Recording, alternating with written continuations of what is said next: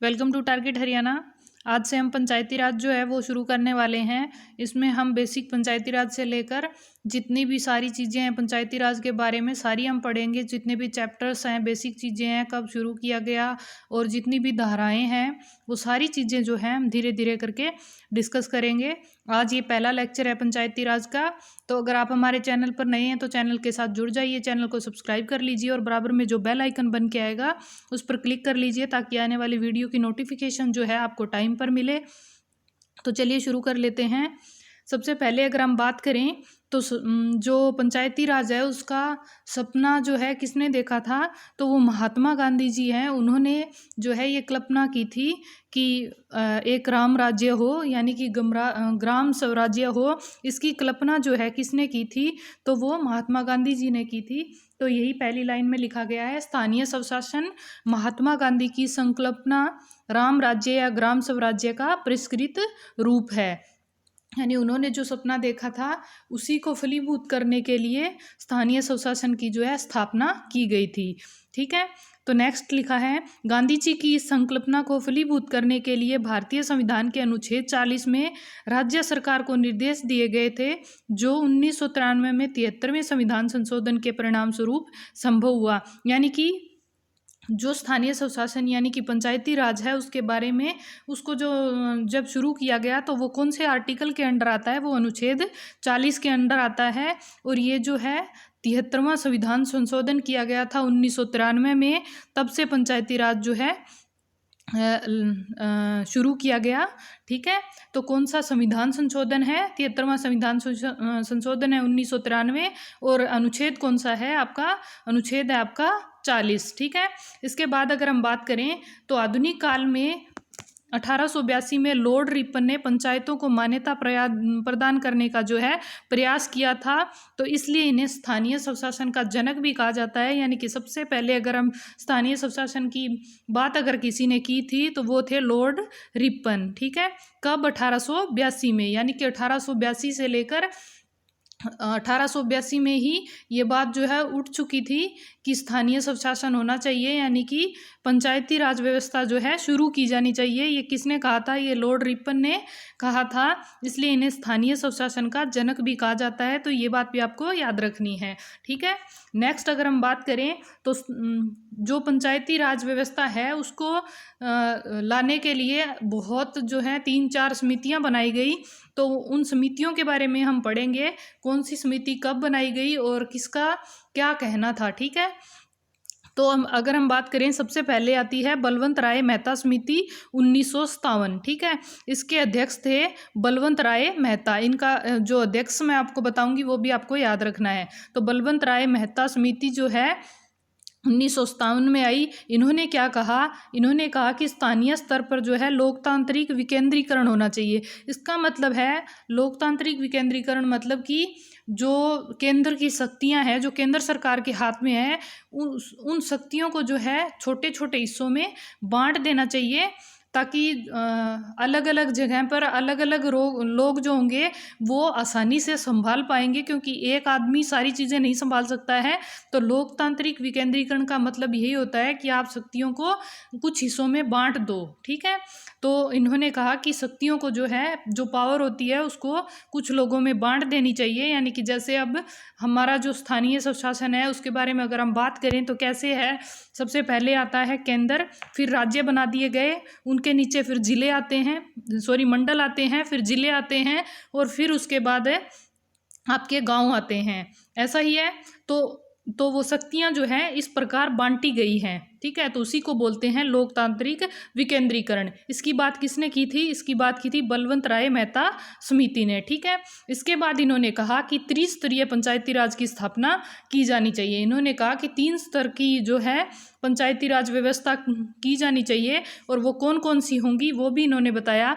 इन्होंने कहा कि जिला परिषद होनी चाहिए, प्रखंड समिति होनी चाहिए यानी कि ब्लॉक समिति होनी चाहिए, और तीसरी कौन सी है आपकी, ग्राम पंचायत होनी चाहिए। ठीक है, सबसे ऊपर आपकी जिला परिषद आती है, फिर आपकी आती है प्रखंड समिति यानी कि ब्लॉक समिति, और सबसे छोटी इकाई जो है वो है आपकी ग्राम पंचायत। ठीक है, तीसरे नंबर की। तो इन्होंने ये चीज़ कही। ठीक है, तो उसके बाद अशोक मेहता समिति जो है वो बनाई गई।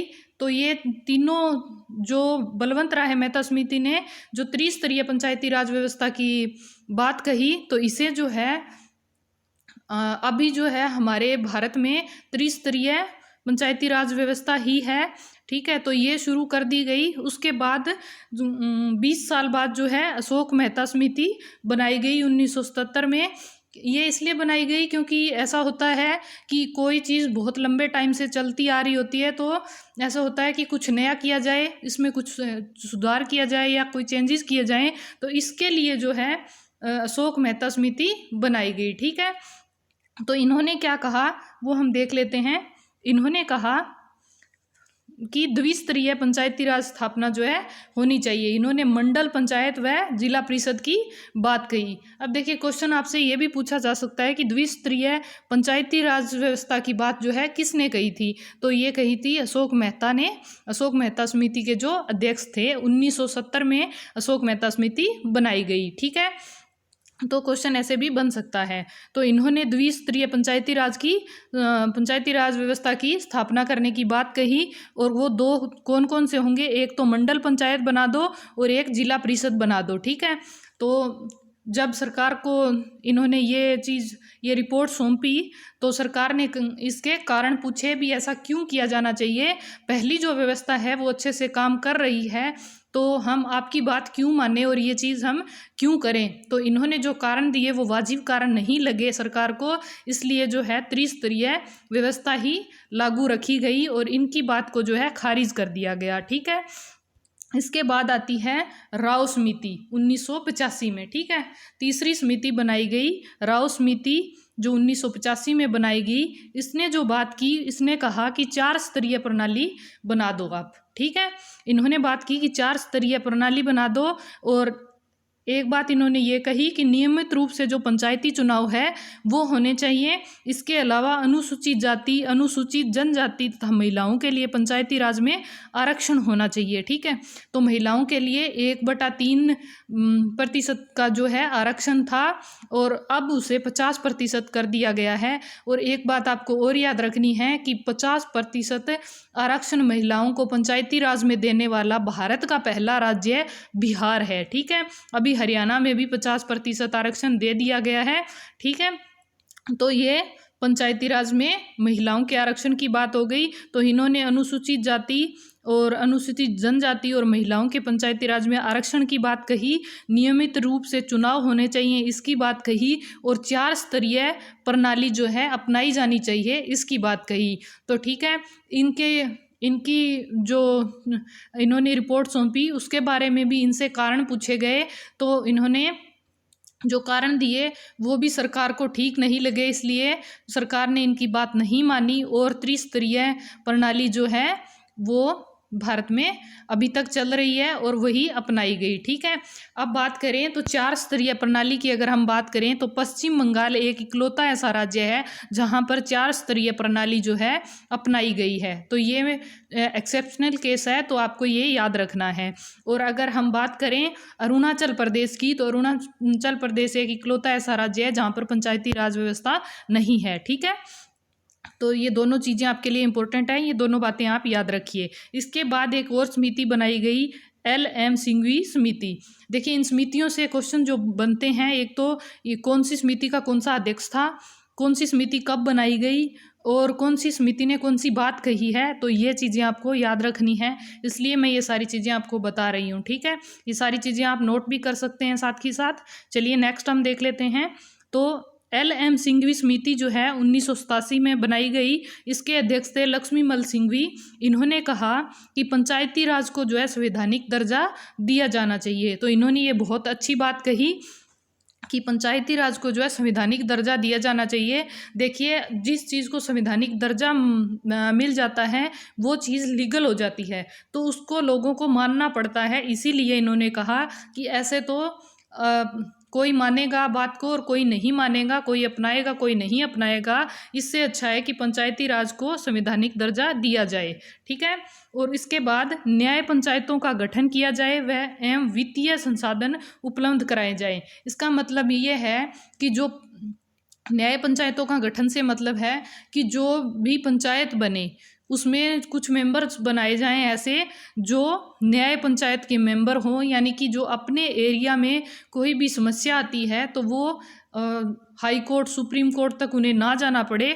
कुछ ऐसे मामले होते हैं जिन्हें हम घर में ही निपटा सकते हैं उसी हिसाब से, तो अपने एरिया की कुछ छोटी मोटी प्रॉब्लम्स जो वो खुद से सॉल्व कर सकें। अगर हर आदमी हाई कोर्ट और सुप्रीम कोर्ट तक जाने लग गया तो जो है चीज़ें सॉल्व नहीं हो पाएंगी। तो इस वजह से इन्होंने कहा कि न्याय पंचायतों का गठन किया जाना चाहिए। और दूसरी बात इन्होंने कहा कि वित्तीय संसाधन जो है उपलब्ध कराए जाने चाहिए। इसका मतलब है कि जो पंचायत बनेगी उनको जो है फाइनेंशली मतलब फाइनेंस देना चाहिए, यानी कि पैसे दिए जाने चाहिए, तभी वो कुछ काम कर पाएंगे। अगर उनके पास कुछ साधन ही नहीं है, पैसे ही नहीं है, तो कोई क्या काम करेगा। जैसे कोई सरपंच है तो उसके पास पैसे नहीं आ रहे, ग्रांट नहीं आ रही है, तो वो कैसे काम करेगा। वो अपने घर से तो सारा खर्चा नहीं उठा सकता ना। तो इसलिए कहा कि वित्तीय संसाधन भी उपलब्ध कराए जाने चाहिए। ये बात किसने कही, ये कही लक्ष्मीमल सिंघवी ने। ठीक है, नेक्स्ट जो है आपकी आती है पी के थुंगन समिति। 1989 में जो है पी के थुंगन समिति बनाई गई और इसने क्या बात कही, जिला नियोजन में राजनीतिक एवं प्रशासनिक संरचना की बात कही, जो कि हम पहले लोकतांत्रिक विकेंद्रीकरण की बात कही थी सबसे पहले बलवंत राय मेहता ने, वही मतलब इसका निकलता है। ठीक है, तो इन्होंने भी वही बात कही। और पंचायती राज को संवैधानिक दर्जा दिया जाना चाहिए, ये बात भी इन्होंने कही। इससे पहले जो हैं एम.एल. सिंघवी जी वो हैं, उन्होंने ये बात पहले ही कह दी थी, तो ये इतना इम्पोर्टेंट नहीं है, पर फिर भी आप इसको याद रखिए। ठीक है, अब अगर हम बात करें तो भारत में पंचायती राज व्यवस्था जो है कब लागू की गई, तो वो लागू की गई 2 अक्टूबर 1959 को, यानी कि जो महात्मा गांधी जी का जन्मदिन आता है, महात्मा गांधी जी की जयंती आती है, उसी दिन 2 अक्टूबर 1959 को लागू किया गया पंचायती राज व्यवस्था को भारत में। ठीक है, अगर देखिए मैंने पहले ही आपको बता दिया स्टार्टिंग में ही कि महात्मा गांधी जी चाहते थे कि एक हमारा ग्राम स्वराज्य या राम राज्य की जो सोच थी वो महात्मा गांधी जी की थी, तो उसी को पूरा करने के लिए पंचायती राज व्यवस्था की शुरुआत जो है वो की गई थी। और इसकी शुरुआत कब की गई, 2 अक्टूबर 1959 को की गई। ठीक है, इसके बाद जो है प्रायोगिक तौर पर पंचायती राज व्यवस्था सबसे पहले कहाँ पर लाई गई, आंध्र प्रदेश में। देखिए ये चीज़ आपको बहुत कम मिलेगी देखने को, कहीं पे भी आपको नहीं बताई जाती है, इसको इतनी इंपॉर्टेंस नहीं दी जाती है, लेकिन ये मोस्ट इम्पोर्टेंट क्वेश्चन है, आपको इसका बहुत ध्यान रखना है कि सबसे पहले अगर अब बात की जाए ना तो आंध्र प्रदेश से ये शुरू किया गया था। मोस्टली बच्चों को सिर्फ यही याद है कि नागौर राजस्थान, नागौर राजस्थान, नागौर राजस्थान, यही चीज़ सब लोग जो है अच्छे से मतलब कि रट के चलते हैं। तो ये चीज़ आपको अलग से ध्यान रखनी है। प्रायोगिक तौर पर अगर पूछ लिया जाए, ये वर्ड ध्यान रखना है आपको, प्रायोगिक तौर पर। देखिए जब भी कोई चीज़ सरकार शुरू करती है ना तो उससे पहले प्रायोगिक तौर पर लागू करती है, यानी कि थोड़े टाइम के लिए या फिर कोई छोटी जगह पर या कुछ ऐसा देखती है सरकार कि ये पहले इसको हम लगा कर देखते हैं भी ये चीज़ कामयाब होगी या नहीं होगी, ये चीज़ अच्छी है या नहीं। तो इस चीज़ को देखने के लिए जो है पहले सरकार टेस्ट करके देखती है, उसी को बोलते हैं प्रायोगिक तौर पर। ठीक है, तो प्रायोगिक तौर पर पंचायती राज व्यवस्था सबसे पहले जो है आंध्र प्रदेश में लगाई गई। ठीक है, तो आंध्र प्रदेश में लाई गई, तो ये बात आपको याद रखनी है। उसके बाद अगर हम बात करें, सबसे पहले पंचायती राज व्यवस्था जो है राजस्थान के नागौर जिले से पंडित जवाहरलाल नेहरू ने शुरू की, ये बात तो सबको ही पता है, तो ये आप याद रखिए। कई बार क्या होता है आंध्र प्रदेश और राजस्थान दोनों ऑप्शन में दे देता है, मतलब कि जोड़े बोलता है कि दोनों मतलब जोड़ा बताना होता है कि कौन से दो राज्य हैं जिन्होंने पंचायती राज व्यवस्था शुरू की थी, तो वो आपको याद रखना है। अगर दोनों जोड़े, कई बार नागौर राजस्थान दिया होता है, कई बार दोनों राज्य दे देता है, यानी कि आंध्र प्रदेश और राजस्थान दे देता है, तो आपको ध्यान रखना है कि आंध्र प्रदेश और राजस्थान दोनों सही है। ठीक है, समझ रहे हो आप मेरी बात। ठीक है, इसके बाद अगर हम बात करें,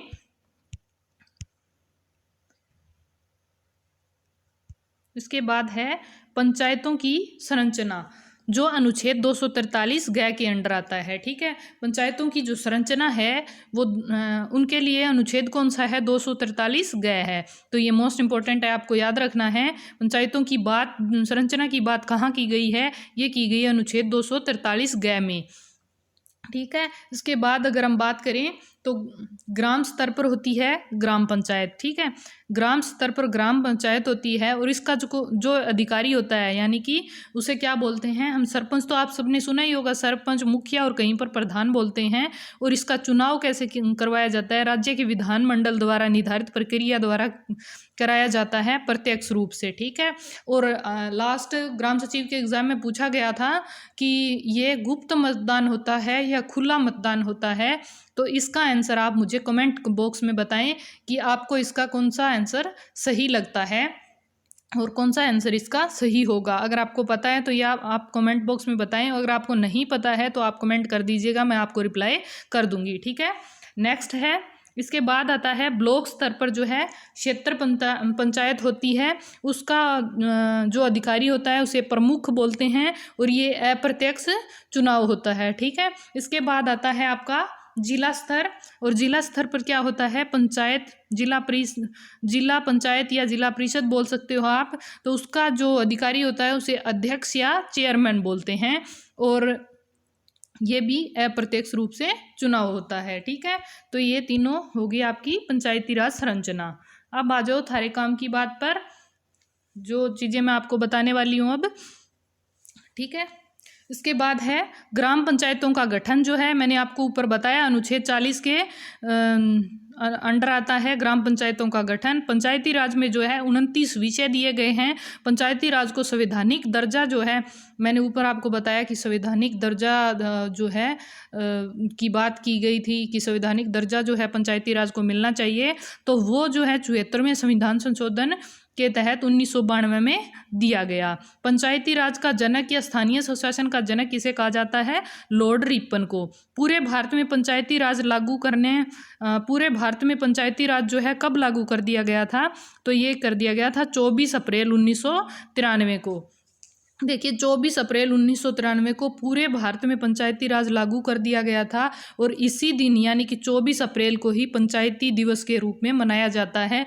तो आपसे पूछ लिया जाए कि पंचायती दिवस किस तारीख को मनाया जाता है, तो ये है आपकी 24 अप्रैल। ठीक है, 24 अप्रैल 1993 से पंचायती राज जो है पूरे भारत में लागू कर दिया गया। इसके बाद ग्राम पंचायतों का जो विषय है, नीति निर्देशक जो तत्व का भाग है उनमें आता है। ग्राम पंचायतों का विषय नीति निर्देशक तत्व के अंडर आता है, जो राज्य सूची का विषय है, यानी कि ग्राम पंचायत जो है राज्य सूची का विषय है। 3 सूची है आपकी, संघ सूची, समवर्ती सूची, राज्य सूची। तो ये राज्य सूची का विषय है। पश्चिम बंगाल में 4 स्तरीय पंचायती राज व्यवस्था है। मैं आपको बता चुकी हूँ कि पश्चिम बंगाल एक ऐसा राज्य है जहाँ पर 4 स्तरीय पंचायती राज व्यवस्था को अपनाया गया है। भारत में सबसे मजबूत पंचायती राज व्यवस्था अगर देखी जाए तो वो है राजस्थान की, और राजस्थान में ही सबसे पहले इसकी शुरुआत की गई थी नागौर जिले से पंडित जवाहरलाल नेहरू के द्वारा। ठीक है, इसके बाद पंचायती राज व्यवस्था को सबसे अंतिम समय में लागू करने वाला राज्य कौन सा है, तो मध्य प्रदेश है। सबसे लास्ट में अगर पंचायती राज व्यवस्था किसी ने अपनाई थी तो वो है मध्य प्रदेश, और सबसे पहले नागौर राजस्थान में, और प्रायोगिक तौर पर अगर पूछ लिया जाए तो आंध्र प्रदेश में। ठीक है, और भाषाई आधार पर बनने वाला भारत का पहला राज्य आंध्र प्रदेश है। ये क्वेश्चन बहुत बार पूछा जाता है, इसलिए मैंने आपको बता दिया। इसके बाद है पंचायती राज के चुनाव में ईवीएम का प्रयोग करने वाला पहला राज्य कौन सा है, तो वो है आपका हरियाणा, और ई पंचायत व्यवस्था भी हरियाणा में शुरू की जा चुकी है। तो ईवीएम का प्रयोग करने वाला भारत का पहला राज्य कौन सा है, हरियाणा है। इसके बाद है संविधान में पंचायती राज से संबंधित अनुच्छेद 243 से 243 अणे तक है, यानी कि संविधान में अगर अनुच्छेद देखे जाएं पंचायती राज से रिलेटेड कौन से अनुच्छेद हैं, तो वो 243 से लेकर 243 अणे तक जो हैं सारे अनुच्छेद पंचायती राज के बारे में हैं। इसके बाद देखिए आज के लिए इतना ही है। नेक्स्ट हम जो है पंचायती राज के जितने भी चैप्टर्स हैं और जितनी भी धाराएं हैं उनके बारे में धीरे धीरे करके पढ़ेंगे। तो अगर आपको वीडियो अच्छी लगी, आप ज़्यादा से ज़्यादा लाइक करेंगे, शेयर करेंगे और कमेंट करेंगे, तभी मैं नेक्स्ट वीडियो जो है लेके आऊँगी। देखिए बहुत मेहनत लगती है कुछ भी करवाने के लिए, या कुछ भी आपको प्रोवाइड करवाती हूँ जो कंटेंट, उसमें बहुत मेहनत लगती है। अगर आप अप्रिशिएट करेंगे और सपोर्ट करेंगे तो मैं आपके लिए बेहतरीन वीडियोस जो हैं अपलोड करती रहूँगी। उससे आपकी तैयारी और बेहतर तरीके से हो सकेगी। और कुछ भी आपको ऐसा लगे भी हाँ ये चीज़ जो है आप करवाइए, तो वो चीज़ मैं आपके लिए ज़रूर लेकर आऊँगी, चाहे कितना ही मुश्किल टॉपिक हो आपको मैं करवाऊँगी। तो ज़्यादा से ज़्यादा आप वीडियो को प्लीज़ शेयर कीजिएगा, ज़्यादा से ज़्यादा लाइक कीजिए। और एप्रिसिएशन जो है बहुत ज़रूरी होता है हर किसी के लिए। और मैं आपकी तैयारी बेहतर करवाने के लिए जो है हार्ड वर्क कर रही हूँ, तो आप मुझे सपोर्ट ज़रूर कीजिएगा। मैं यही उम्मीद लेकर चलूँगी कि आपको वीडियोज़ और जो मैं आपको बातें बता रही हूँ वो समझ आ रही हैं और आप मुझे सपोर्ट ज़रूर करेंगे। तो मिलते हैं तब नेक्स्ट वीडियो में, तब तक के लिए bye bye, thanks for watching.